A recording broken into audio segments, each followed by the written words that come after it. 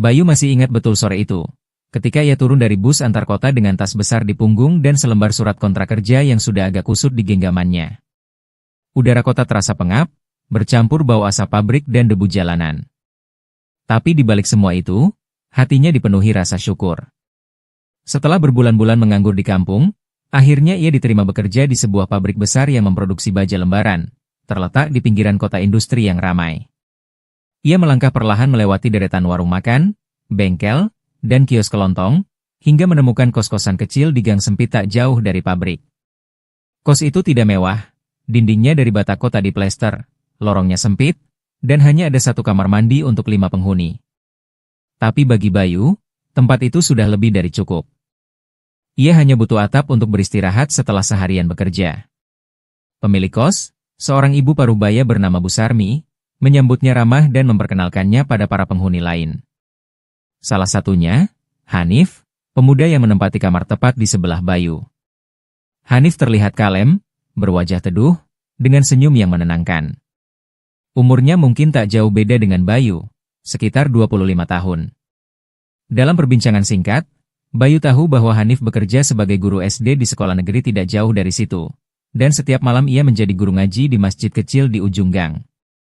"Saya dulu mondok di Jawa Timur," ujar Hanif sambil tersenyum. "Sekarang, ya begini.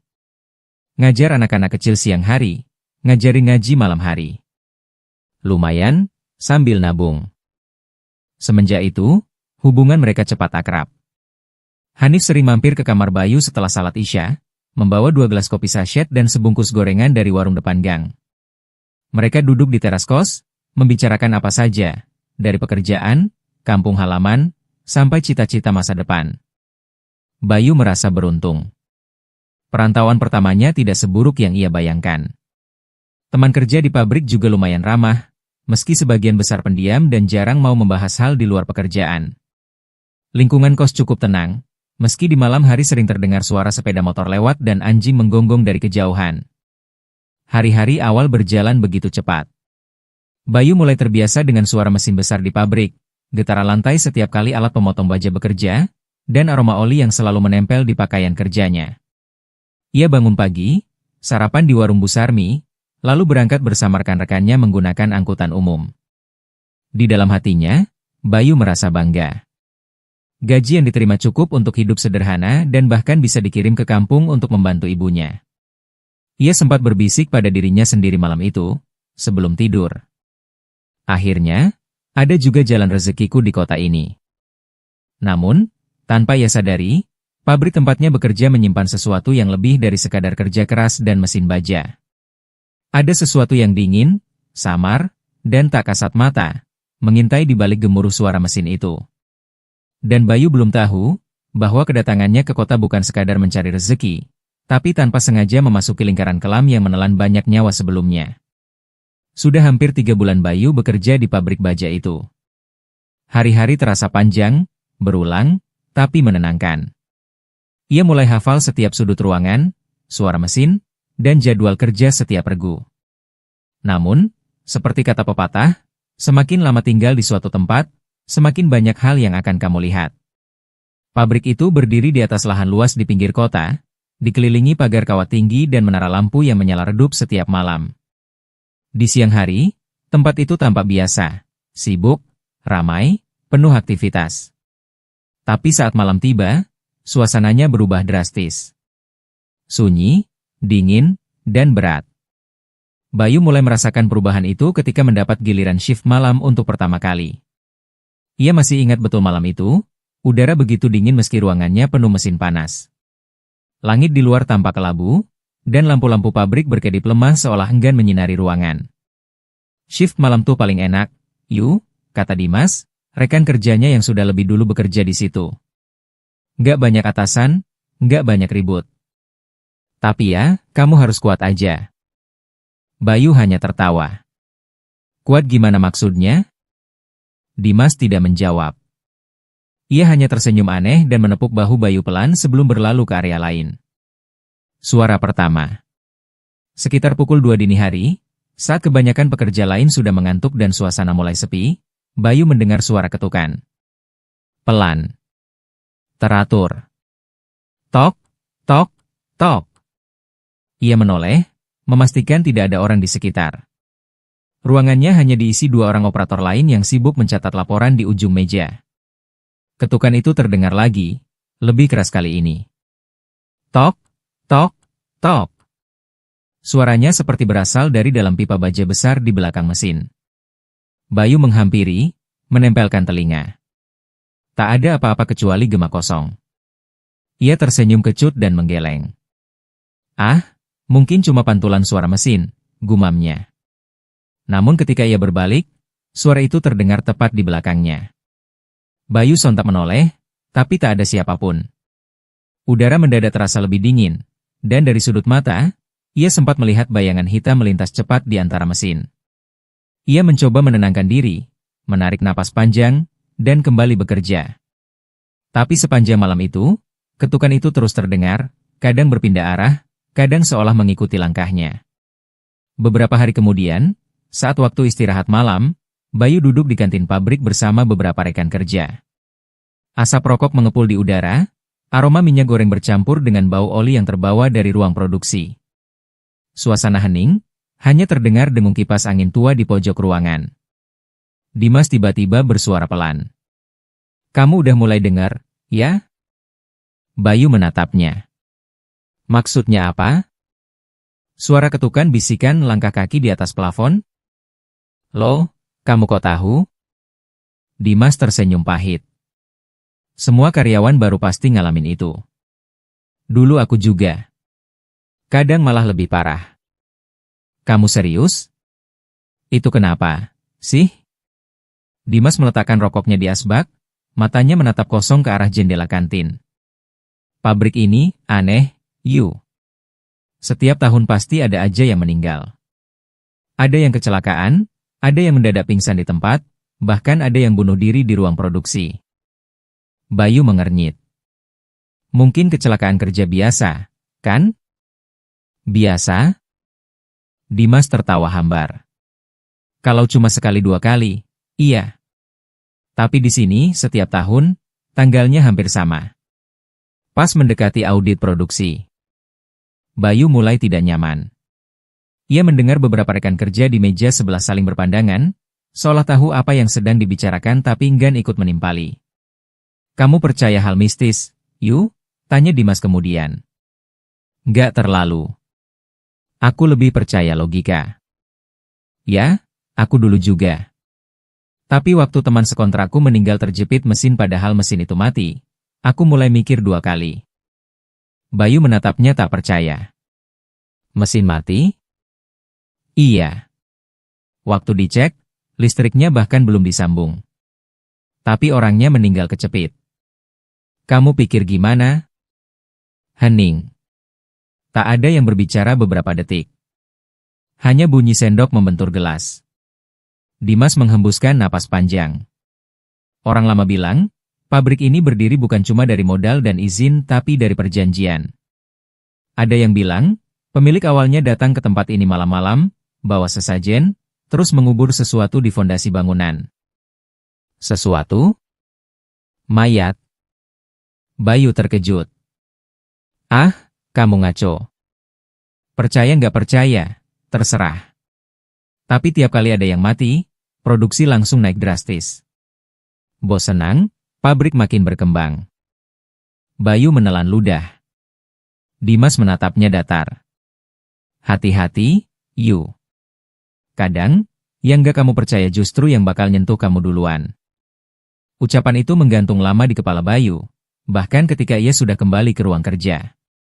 Beberapa malam setelah obrolan itu, Bayu kembali berjaga di ruang produksi. Udara terasa berat, seolah ruangan penuh dengan uap tak terlihat. Jam menunjukkan pukul 1.27 dini hari. Hanya 3 orang yang tersisa di area itu. Tiba-tiba, suara langkah kaki terdengar di atas plafon baja. Pelan, tapi jelas. Duk, duk, duk, duk. Bayu mendongak. Tidak mungkin ada orang di atas, atapnya lurus tanpa jalan, dan tak ada tangga ke sana. Tapi suara itu makin keras, seperti seseorang sedang berjalan bolak-balik di atas kepalanya. "Kalian dengar nggak?" tanya Bayu pada 2 rekannya. Salah satu dari mereka, Tony, menggeleng cepat. Udah, Yu. Jangan ditanya-tanya. Kerja aja. Tapi, udah, potong Tony dengan nada ketakutan. Kalau kamu nanya-nanya, nanti dia malah dekat. Kata dia, membuat jantung Bayu berdegup cepat. Dia siapa? Udah, kerja aja. Tony menatapnya tajam, lalu bergegas menjauh, pura-pura sibuk mengecek mesin. Bayu menelan ludah.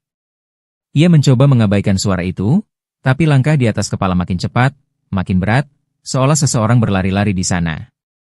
Dan kemudian, brak!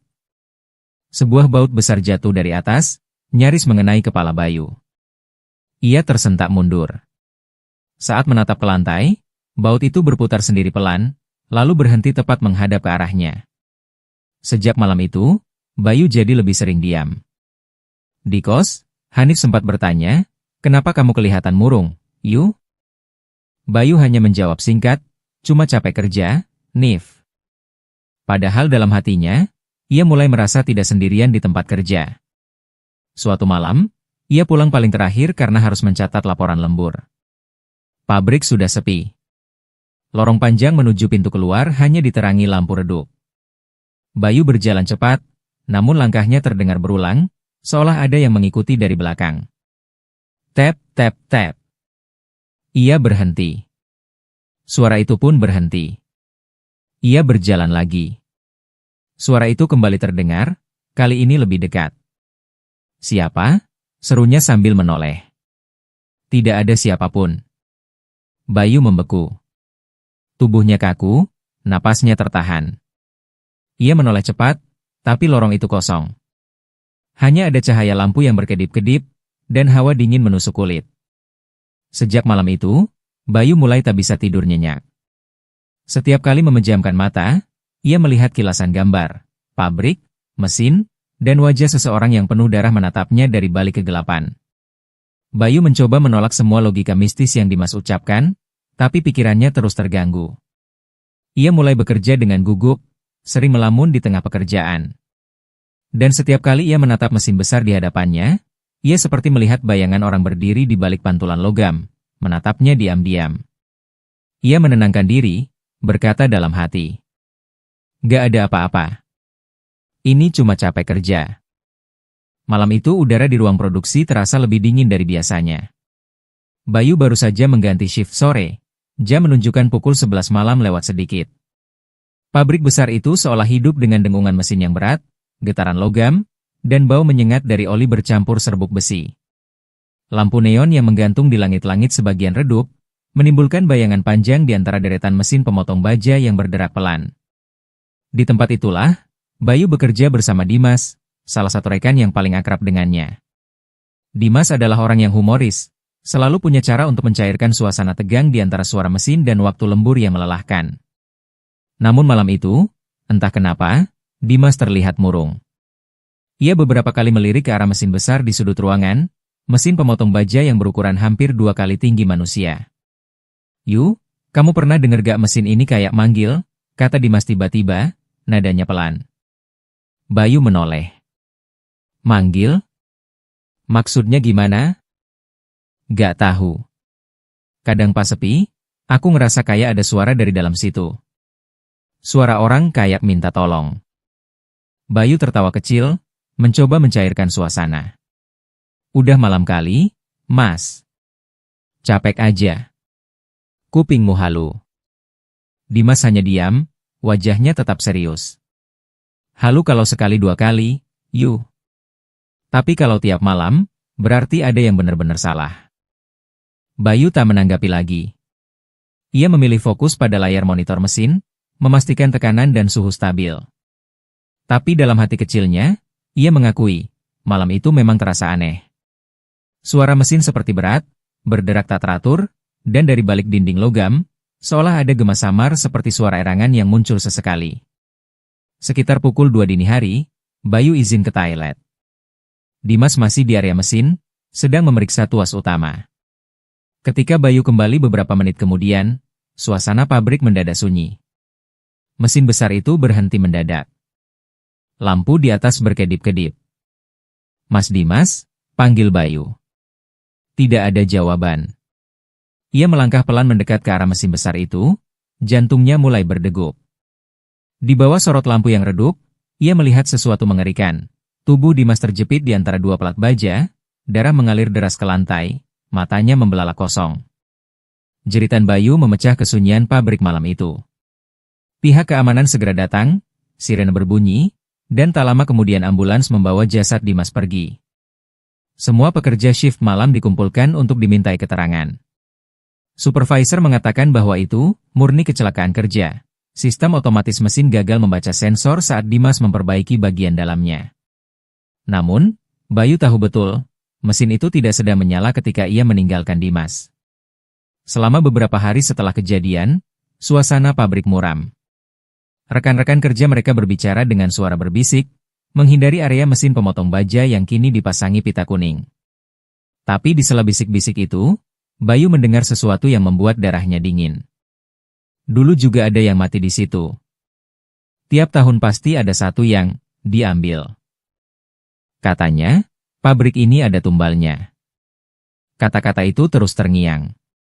Bayu berusaha menolak untuk percaya, tapi hatinya tak bisa tenang. Malam-malam berikutnya ia mulai sulit tidur.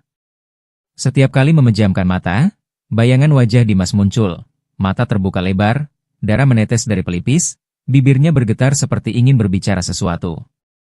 Lalu, mimpi itu datang. Bayu berdiri sendirian di lorong panjang pabrik, semua lampu padam kecuali satu di ujung ruangan. Asap tipis mengepul dari lantai besi, dan dari kejauhan terdengar suara langkah berat, lambat, mendekat. Ia berbalik, tapi tidak ada siapa-siapa. Lalu terdengar bisikan, lirih, hampir tak terdengar, tapi jelas berasal dari belakangnya. "Giliranmu, Yu." Bayu menoleh cepat, dan di sana, di antara kabut dan percikan api dari mesin yang menyala sendiri, berdiri sosok Dimas. Tubuhnya penuh darah, wajahnya hancur sebagian, matanya menatap tajam, lalu senyumnya merekah aneh. Bayu terbangun dengan napas terengah-engah, keringat membasahi punggungnya. Sejak malam itu, mimpi buruk itu datang berulang, dengan detail yang makin nyata. Kadang Dimas berjalan mendekatinya, kadang hanya berdiri diam di ujung lorong. Tapi bisikan yang sama selalu terdengar, "Giliranmu." Tubuh Bayu perlahan melemah. Ia sering demam tanpa sebab, wajahnya pucat, matanya cekung.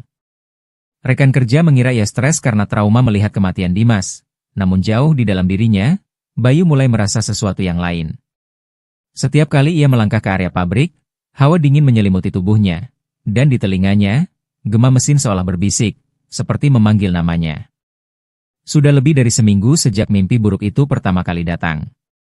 Tidur bukan lagi tempat bagi Bayu untuk beristirahat, melainkan pintu menuju teror yang sama setiap malam. Awalnya, hanya sekadar bayangan Dimas yang muncul di antara kabut dan suara mesin. Namun semakin lama, mimpi itu terasa terlalu nyata. Bau darah, denting besi, jeritan, semua terdengar jelas seperti ia benar-benar kembali di pabrik itu. Bahkan, setiap kali terbangun, Bayu mendapati bau besi berkarat masih menempel di hidungnya. Tubuhnya makin kurus, wajahnya pucat keabu-abuan, dan matanya merah seperti kurang tidur berhari-hari. Rekan-rekan kerja mulai memperhatikan perubahan itu. Beberapa bahkan mulai menjaga jarak. "Hati-hati sama Bayu, ya," bisik salah satu teman kerjanya kepada yang lain. Katanya dia sering ngomong sendiri kalau malam. Mungkin stres. Bayu tahu, orang-orang mulai menganggapnya aneh. Tapi ia tak peduli. Yang ia rasakan jauh lebih menakutkan dari sekadar pandangan orang. Malam itu, sekitar pukul 12 lewat sedikit, Hanif baru pulang dari masjid setelah selesai mengajar anak-anak ngaji dan merapikan perlengkapan ibadah. Ia berjalan di lorong kos yang sepi, hanya ditemani suara jangkrik dan derit angin yang menampar pintu kayu tua. Namun langkahnya terhenti ketika mendengar suara teriakan dari kamar sebelah. "Tolong! Jangan sentuh aku!" Hanif langsung berlari ke depan kamar Bayu. Pintu itu berguncang, terdengar suara benda jatuh dari dalam. "Bayu! Bayu, kamu kenapa?" teriak Hanif sambil mengetuk keras. Tak ada jawaban, hanya terdengar isakan tertahan. Dengan panik, Hanif menekan gagang pintu, tidak terkunci. Begitu ia buka, hawa kamar langsung menusuk seperti udara dingin dari dalam kulkas. Lampu kamar redup, berkedip pelan. Di sudut ruangan, Bayu duduk meringkuk di lantai, tubuhnya gemetar hebat, keringat membasahi wajahnya. Bayu. Hanif segera menghampiri dan mengguncang bahunya. Dia di sini. Hanif, suara Bayu bergetar, nyaris tak terdengar. Dia berdiri di ujung ranjang lihat darahnya. Hanif menoleh cepat, tapi tak ada siapa-siapa. Hanya dinding lembab dengan noda bekas air. Ia menarik napas panjang, lalu memegangi bahu Bayu. Tenang dulu. Itu cuma mimpi, Yu. Bayu menggeleng keras. Bukan mimpi, aku melek waktu dia datang. Dimas, dia bilang giliran aku yang gantiin dia. Hanif terdiam. Tatapan matanya berubah serius. Ia memperhatikan Bayu yang mulai lemas, tubuhnya panas dingin, bibirnya gemetar seperti orang menggigil ketakutan. Aura di kamar itu pun terasa aneh, hening, tapi berat, seolah udara di sana dipenuhi sesuatu yang tak terlihat. Hanif sudah sering menemui hal-hal semacam ini. Sebagai lulusan pondok pesantren, ia cukup peka terhadap gangguan makhluk halus. Tapi energi yang ia rasakan malam itu, lain dari biasanya. Ada hawa kegelapan yang menekan, kuat, dan sangat menolak kehadirannya. Bayu, ucap Hanif perlahan, kamu harus cerita dari awal. Apa yang terjadi di pabrik? Kenapa kamu bisa begini? Bayu menelan ludah, lalu mulai menceritakan semuanya. Dari kematian Dimas, suara-suara aneh di malam hari, hingga mimpi-mimpi buruk yang terus menghantui. Hanif mendengarkan dengan seksama, tanpa memotong. Tapi semakin Bayu bercerita, wajah Hanif semakin tegang. Ketika Bayu menyebut bahwa Dimas sempat bicara tentang mesin yang memanggil seseorang, Hanif langsung menunduk, memejamkan mata sebentar, mencoba merasakan sesuatu. Dan benar saja, hawa dingin di kamar Bayu semakin kuat. Lampu tiba-tiba berkedip cepat, dan dari jendela, terdengar suara ketukan 3 kali. Tok, tok, tok. Bayu langsung menjerit kecil dan memeluk lututnya. Hanif berdiri perlahan, menatap ke arah jendela yang tertutup tirai.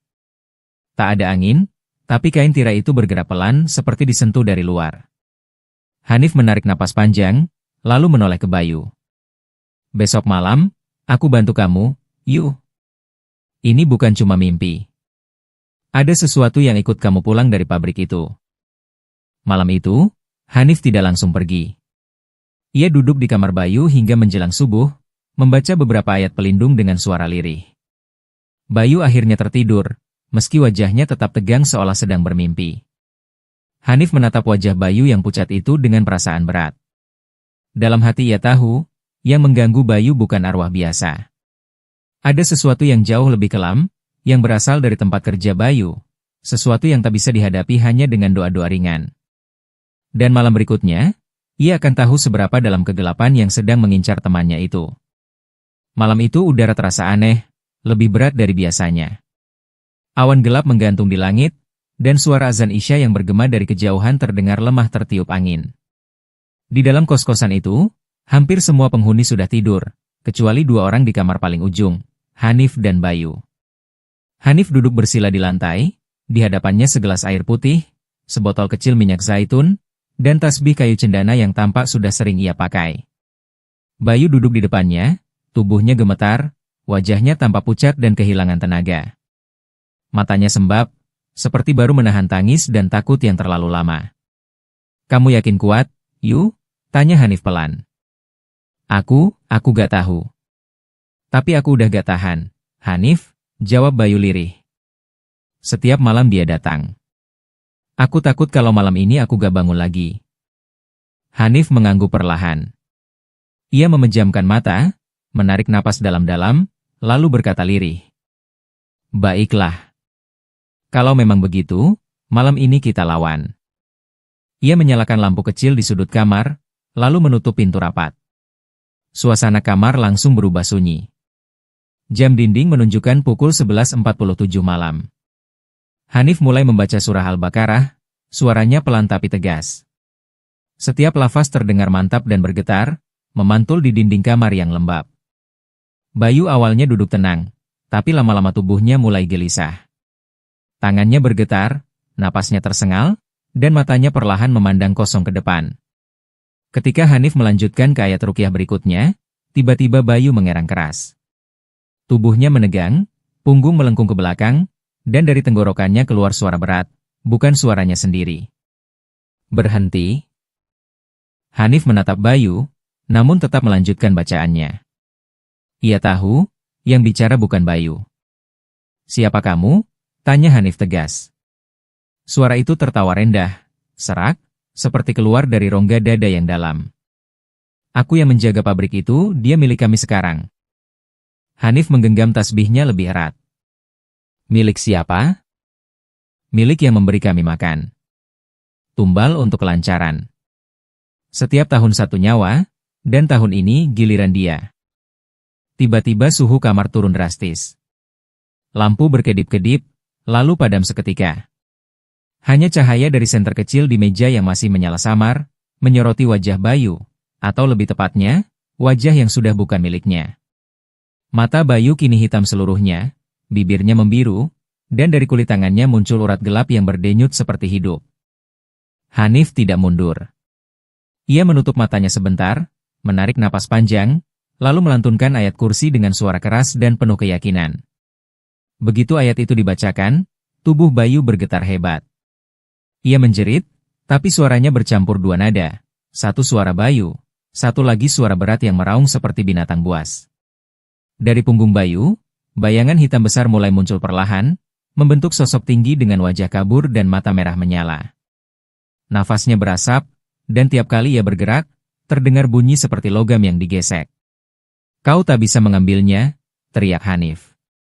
"Kau tak tahu siapa yang kubela, manusia," balas makhluk itu. "Aku bagian dari perjanjian. Bayarannya nyawa, dan malam ini waktunya." Hanif berdiri, menatap sosok itu dengan pandangan tajam. Ia meraih botol air ruqyah dan memercikannya ke arah bayangan hitam tersebut sambil melantunkan doa perlindungan dari jin dan setan. Cahaya kecil dari air itu menyala seperti bara ketika menyentuh tubuh makhluk itu. Makhluk itu menjerit, suara raungannya memekakkan telinga. Lampu kamar berkedip, jendela bergetar keras, dan dari langit-langit terdengar suara ketukan logam, seperti ada sesuatu memukul-mukul dari atas. Hanif terus membaca, meski keringat dingin menetes dari pelipisnya. Setiap kata yang keluar dari mulutnya seperti menembus udara yang berat dan penuh resistensi. Allahu Akbar. La haula wala quwata illa billah. Sosok hitam itu mulai mundur, tubuhnya mengerut, berubah menjadi asap pekat. Namun sebelum lenyap, ia menatap Hanif dengan mata merahnya yang menyala. "Kau sudah mencampuri urusan besar. Pabrik itu akan menagih lagi, akan terbakar bila ikatan terputus." Lalu, suara ledakan kecil terdengar dari arah jendela. Lampu padam total. Hanif terdorong ke belakang, dan Bayu jatuh pingsan di lantai. Kamar kos itu dipenuhi bau amis, seperti darah dan besi karat yang bercampur jadi satu. Hanya suara napas Hanif yang tersisa, berat dan terengah. Ia berusaha berdiri, mendekati Bayu yang terbaring tak sadarkan diri. Pelan-pelan, Hanif mengusap kening Bayu dengan air ruqyah yang tersisa, lalu berdoa lirih.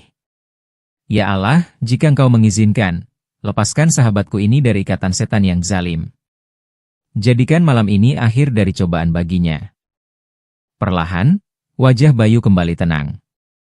Urat hitam di tangannya memudar, napasnya mulai stabil. Hanif menatapnya lemah, lalu menengadah ke langit-langit kamar yang gelap. Ia tahu pertarungan itu belum selesai, tapi untuk malam ini, ia berhasil menyelamatkan nyawa Bayu.